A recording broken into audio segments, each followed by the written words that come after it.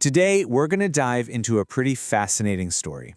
It's about a Christian faith that has right at its very core a symbol from ancient Jewish mysticism.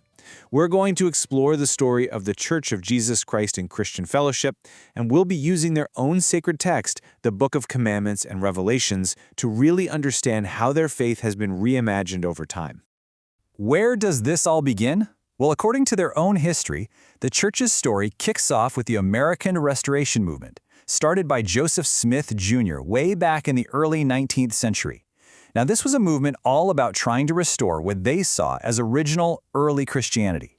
It's a foundation you might be familiar with, but trust me, the structure they've built on top of it is, well, it's totally unique. And right out of the gate, we hit a really interesting puzzle. Take a look at this. It's the Church's official symbol. Now, if you're into mysticism, you'll probably recognize it in a heartbeat. It's the Kabbalistic tree of life, which is a huge deal in Jewish mysticism. And what's so wild about this is how unusual it is for a Christian restorationist faith. You just don't typically see these two worlds collide like this, which immediately makes you ask, Yeah, what is the connection here? How on earth did a symbol from ancient Jewish mysticism become the main emblem for a modern church that grew out of the Latter-day Saint movement? That is the big question we're going to unpack today. And the answer, as you'll see, reveals a pretty remarkable story about faith and continuous revelation.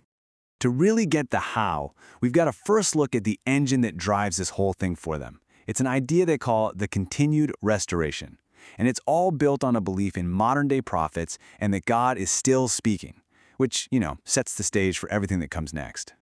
And their own scripture is super clear on this point. Joseph Smith Jr. is seen as the guy God called to get the ball rolling. But here's the key thing for them. The work didn't end with him. His job was to introduce the gospel and build up the church, not to be the final, ultimate word on everything. And this timeline right here shows you exactly what that looks like in practice. After Joseph Smith's death in 1844, the story doesn't just stop. They believe that prophetic leadership got passed down through people like James J. Strang and Sidney Rigdon, names you see pop up in their scriptures.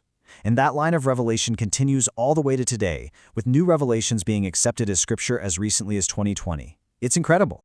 This quote really captures the heart of that belief. For them, God isn't some distant silent figure.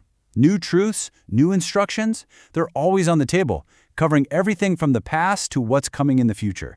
It makes for a very dynamic, you could say, living faith. So what happens when you're committed to this idea of ongoing revelation? Well, it means the church has developed some really unique doctrines and laws that make it stand out from other groups that also trace back to Joseph Smith. Let's look at a few examples right from their own canon. One of the biggest areas where you see this evolution is in the role of women.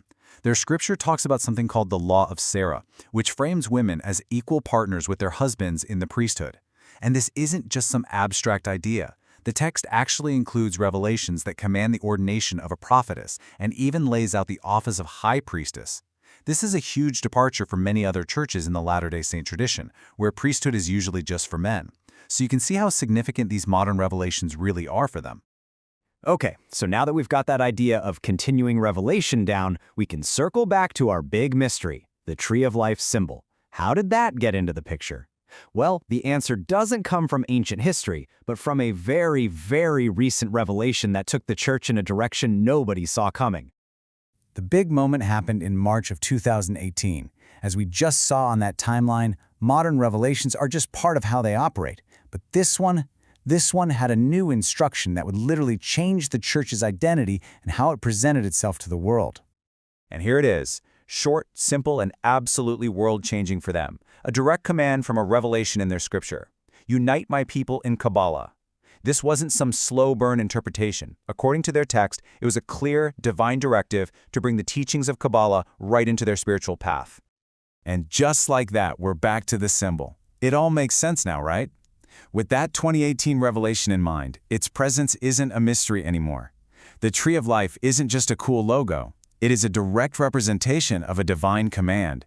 It's a visual mission statement, synthesizing their restorationist Christian faith with the mystical traditions of Kabbalah.